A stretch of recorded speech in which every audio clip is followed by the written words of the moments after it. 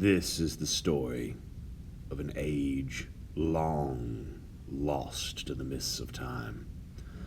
An age when gods and beasts roamed the earth. But this is not a story of the gods. This is the story of a mere mortal man. A story of this man, Orpheus, the greatest musician that Greece had ever known. Orpheus played for crowds, he played for gods, and he played for his wife, Euryidice, whom he loved more than all other things. They lived in a small home. They raised animals. They tended the crops. One morning, as they always did, Orpheus and Euryidice sat down to breakfast. Euryidice told Orpheus that she would be in the garden, working, tending the crops, for most of the day. Orpheus remained home, as was his way, to work on a composition of music that was currently on his desk. As the noon sun rose into the sky, Euryidice still had not returned home. Now this is not unusual. Orpheus assumed that she was busy pulling weeds and checking for ripe fruits to pluck. But as dinner rolled around and the sun dropped below the horizon, Euryidice still had not returned home. Putting flame to lantern, Orpheus heads to the garden. As he arrives, he notices the form of his beloved, asleep under their favorite apple tree. But as he moves closer to her, he notices he can't see the rise and fall of her chest as she breathes. He rushes to her side to find her cold to the touch. Upon closer examination, he discovers 2 holes at the back of her ankle. A snake has bitten her, and she has died. This loss shatters Orpheus unto the very core of his being. He stops playing music, stops taking care of himself, stops tending the fields, and stops raising the animals. He just sits until one day, when in the local tavern he overhears a group of strangers, of travelers, discussing a cave in the forest to the far north. And at the bottom of this cave is the greatest treasure known to the mortal world. After a few days and a lot of thought, Orpheus packs his bag and his instrument and heads north into the great, dark wilderness.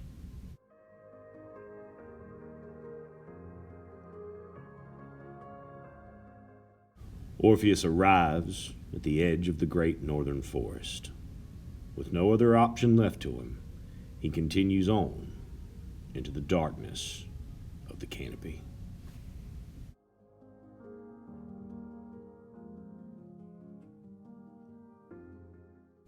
Once under the shade of the tall and ancient trees, Orpheus quickly becomes lost. He has no idea where he is going and is ready to give up and return home. Until, like a bolt of lightning, he notices that all the branches point the same direction. Onward he travels in the direction that the trees tell him to go.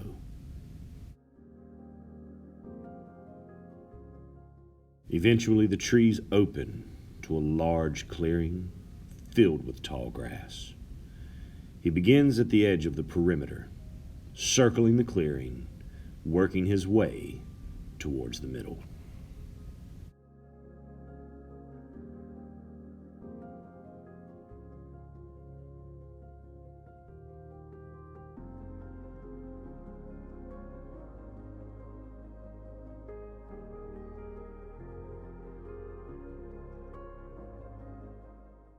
when suddenly and for reasons unknown he falls, he trips, and as he moves the grass aside, he sees a hole just big enough to fit through. Inside the cave, it's cramped. It's barely tall enough for him to stand. But he continues on, deeper, and it gets darker and colder. And he travels deeper, and it becomes darker and colder and deeper and colder and darker.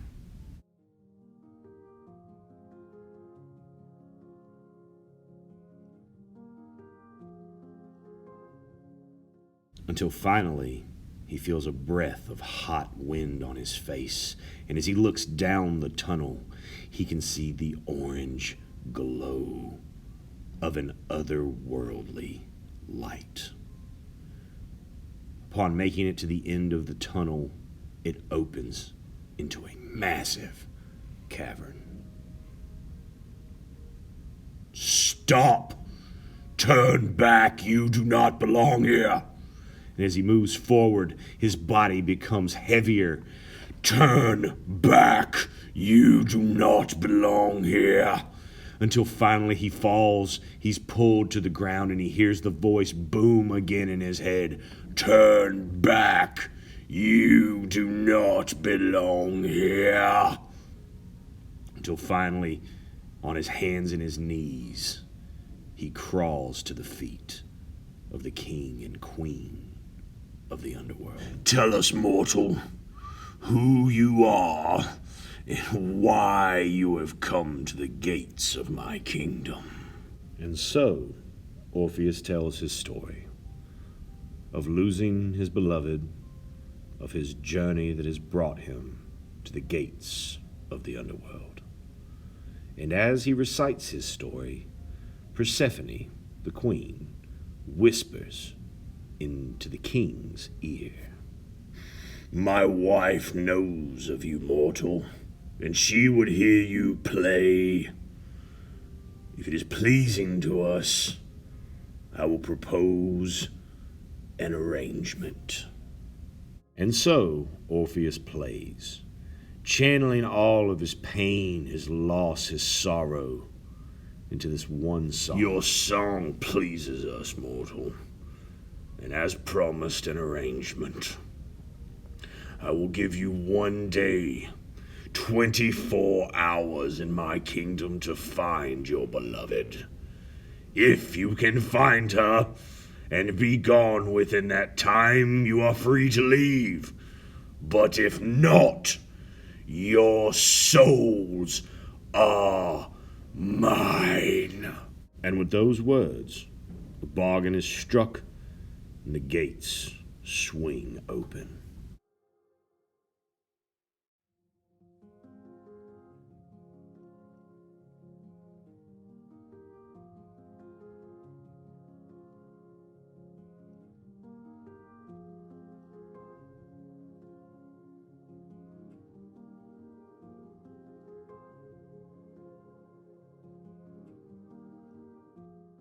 Orpheus arrives upon the banks of the river Styx, but he sees no way to continue his journey. But he does hear. After giving him a drink, Orpheus tells his story. The man admits that he does not know where Euryidice is, but that his best bet would be over the mountains in the distance and in the middle of Hera's garden.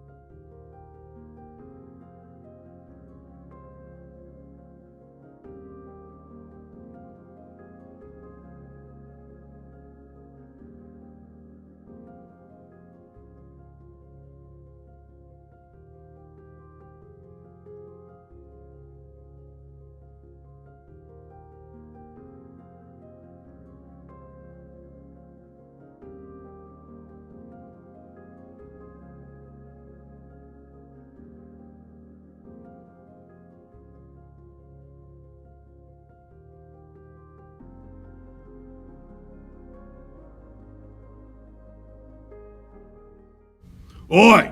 What are you doing here? You don't belong here. You're in the way of my boulder. The man who came down the mountain gruffly tells Orpheus. And again, Orpheus shares his story. I'm too tired to listen to any of this. And so Orpheus pulls out his lyre and plays another song. This one very lively. And as he plays, at first he sees a foot begin to tap. And then the man is dancing. And then laughing. And then telling Orpheus that Hera's garden is just over the top of this mountain.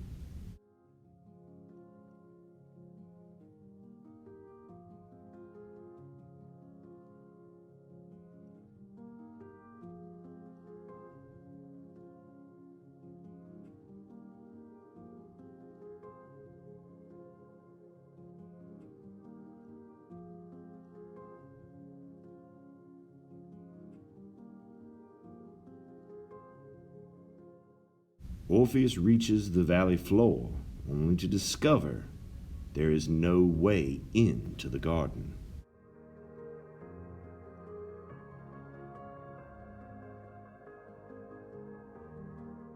But where there is will, there is way. Upon reaching the summit of the wall, Orpheus looks over to see the great guardian of Hera's garden.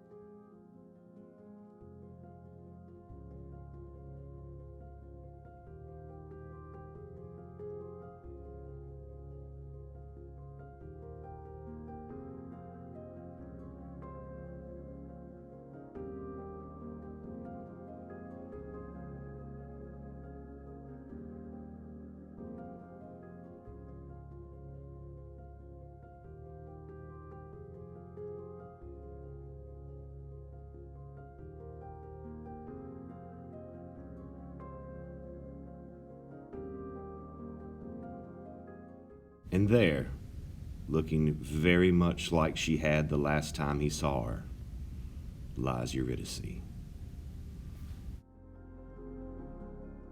Orpheus kneels to awaken his beloved, and as her eyes open, he cries. And she asks Orpheus, "Why are you crying?"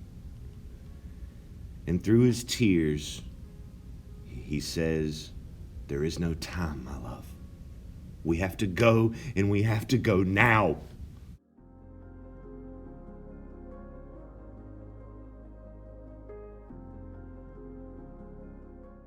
And so they ran out of the garden, over the wall, up to the peak of the mountain, and then down the other side.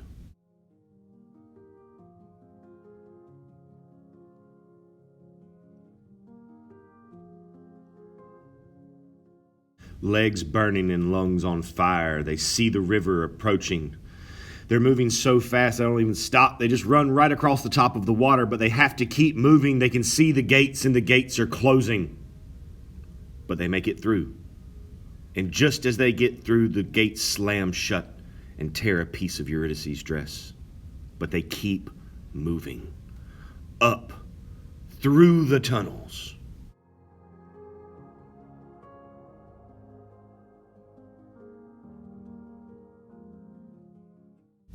Up through the small tunnel and into the forest.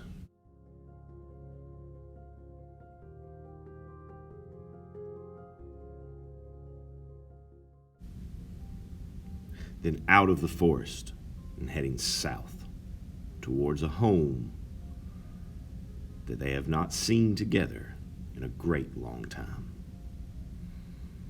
And when they finally arrive, they proceed to live out the rest of their days, tending the garden, loving each other, and of course, how could we ever forget the music?